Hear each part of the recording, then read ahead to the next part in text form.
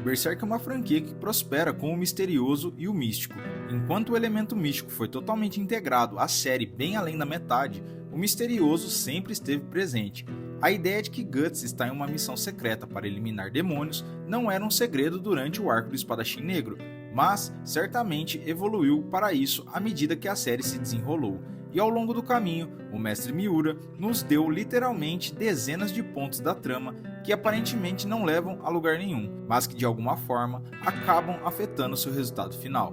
Nesta análise, vamos examinar todos os grandes mistérios de Berserk que ainda não foram abordados, excluindo tópicos como a origem dos pais de Guts e de Griffith, ou a verdade sobre a rivalidade entre o Cavaleiro Caveira e Void. Vamos focar nas questões que Miura não esclareceu explicitamente e que ainda podem ter um grande impacto na trajetória da história.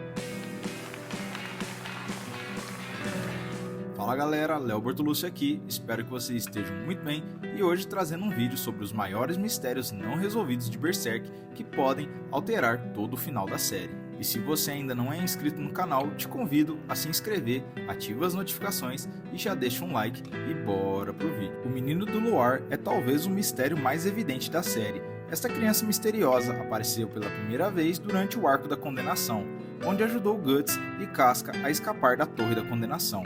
Ela reapareceu várias vezes depois, sempre durante a lua cheia, para proteger Casca ou guiar Guts. A teoria predominante é que o Menino do Luar é filho de Guts e Casca, cujo o corpo foi corrompido por Fento durante o eclipse, mas cujo espírito de alguma forma sobreviveu.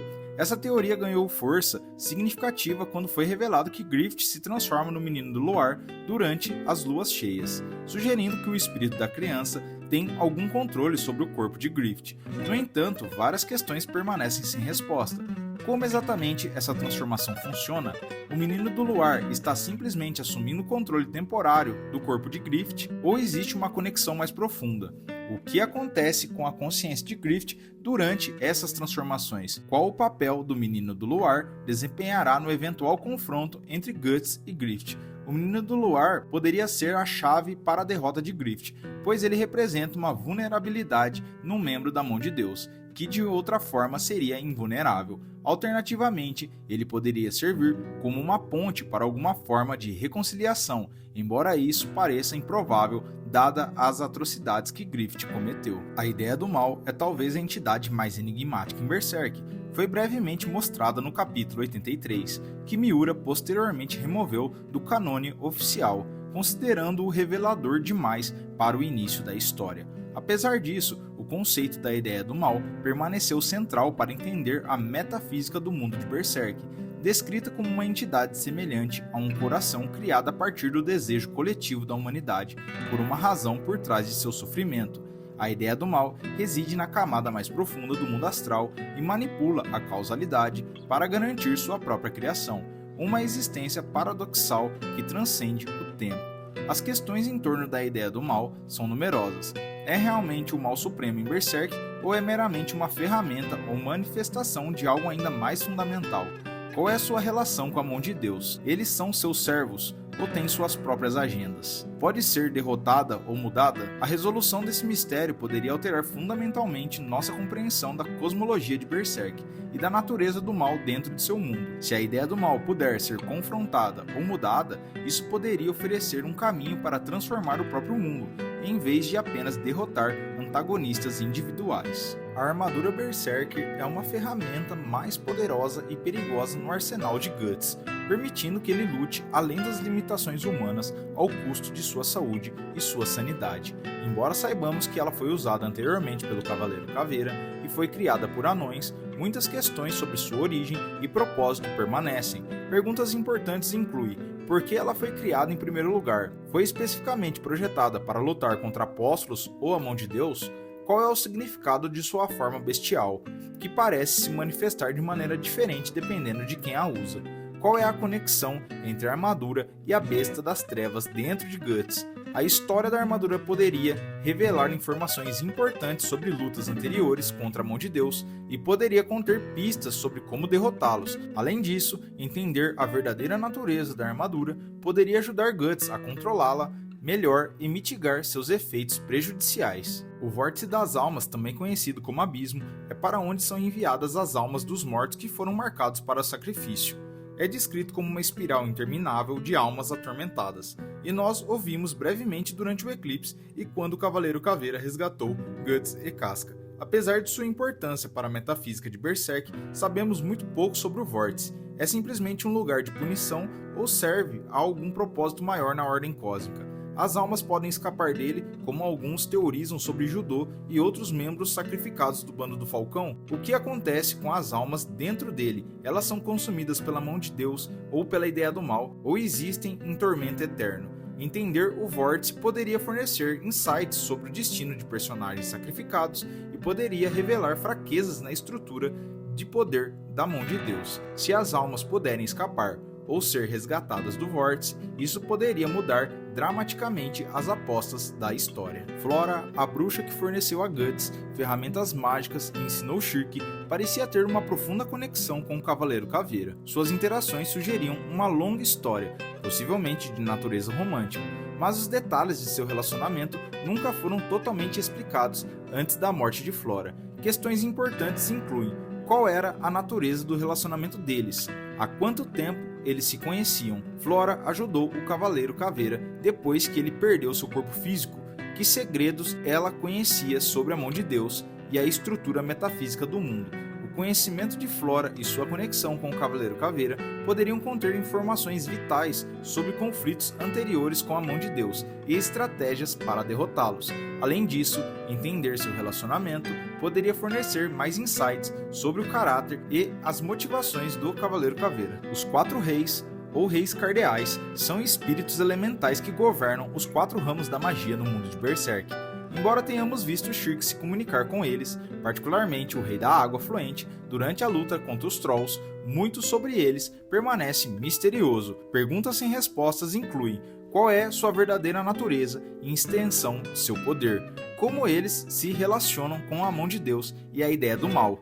Eles poderiam ser potenciais aliados na luta contra a mão de Deus ou são forças neutras que simplesmente mantêm a ordem natural? Os quatro reis representam um imenso poder mágico que potencialmente poderia ser aproveitado contra a mão de Deus. Se eles puderem ser totalmente despertados ou aliados, poderiam fornecer um contrapeso sobrenatural ao poder aparentemente imparável da mão de Deus. A espada berrelite do Cavaleiro Caveira, criada consumindo inúmeros berrelites, é uma das poucas armas que se mostrou eficaz contra os membros da mão de Deus.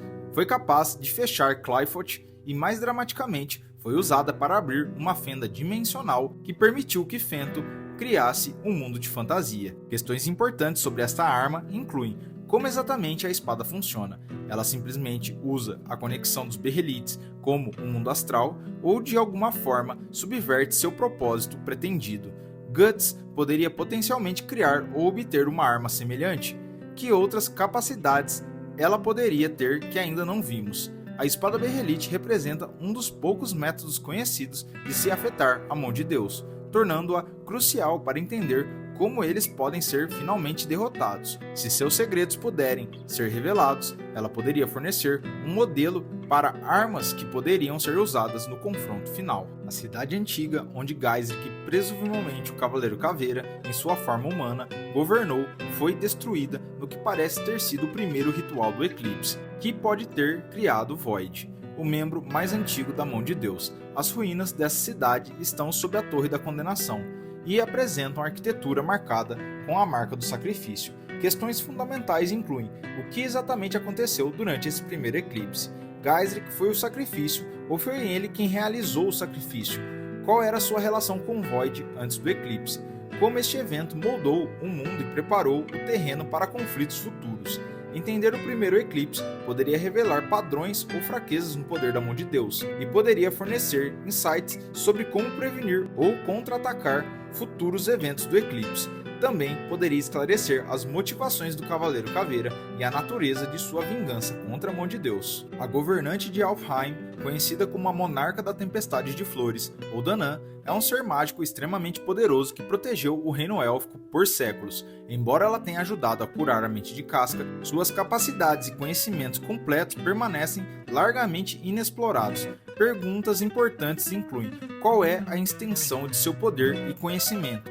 Quão velha ela é? E quais eventos ela testemunhou ao longo da história? Ela sabe sobre os conflitos anteriores com a mão de Deus? Que papel ela poderia desempenhar no conflito final? Como uma das entidades mágicas mais poderosas em Berserk, a rainha de Alfheim poderia ser uma aliada crucial na luta contra a mão de Deus. Seu conhecimento de técnicas mágicas e possivelmente encontros anteriores com a mão de Deus poderia fornecer informações vitais para desenvolver estratégias contra eles. Apesar de seu imenso poder, a mão de Deus parece ter certas limitações. Eles raramente se manifestam fisicamente no reino mortal, como Griffith Fento sendo a exceção após o falso eclipse. Podem ser feridos por armas específicas como a espada Behelit e parecem estar vinculados por certas regras de causalidade. Questões cruciais incluem: quais são exatamente os limites de seu poder? Eles são verdadeiramente imortais ou podem ser mortos em circunstâncias específicas? Eles têm fraquezas únicas para cada membro? Qual é a natureza de seu relacionamento com a causalidade? Eles a controlam ou também estão vinculados por ela de alguma forma? Entender as limitações da mão de Deus é talvez o mistério mais crucial para a resolução da história de Berserk, pois revelaria como eles podem ser finalmente derrotados se suas fraquezas puderem ser identificadas e exploradas. Isso poderia transformar o que parece uma luta impossível em uma com chance de vitória. Estes mistérios não resolvidos formam a espinha dorsal do mundo metafísico de Berserk e provavelmente desempenharão papéis cruciais em como a história finalmente conclui. Embora o falecimento de Miura tenha deixado muitos fãs preocupados sobre se esses mistérios serão totalmente resolvidos, a série continua sob a orientação de seu amigo próximo, Koji Mori, e seu estúdio, que estão trabalhando a partir de notas e conversas que tiveram com Miura sobre a direção pretendida da história. A resolução desses mistérios poderia alterar dramaticamente nossa compreensão do mundo de Berserk e da natureza do conflito entre Guts e a mão de Deus. Eles poderiam revelar novos aliados, novas armas ou novas estratégias que poderiam virar o jogo no que até agora pareceu uma batalha impossível contra as forças cósmicas muito além da compreensão humana. Quaisquer que sejam as respostas, a profundidade e complexidade desses mistérios demonstram por que Berserk permaneceu uma série tão cativante e provocativa por décadas, desafiando os leitores a contemplar questões profundas sobre destino, livre-arbítrio, a natureza do mal e a capacidade humana tanto para uma tremenda escuridão quanto para uma notável resiliência diante de probabilidades esmagadoras. Chegamos ao final de mais um vídeo, espero que você tenha gostado, e se você assistiu até aqui e ainda não é inscrito no canal, te convido novamente a se inscrever no canal, ativar as notificações, deixar um like e até o próximo vídeo.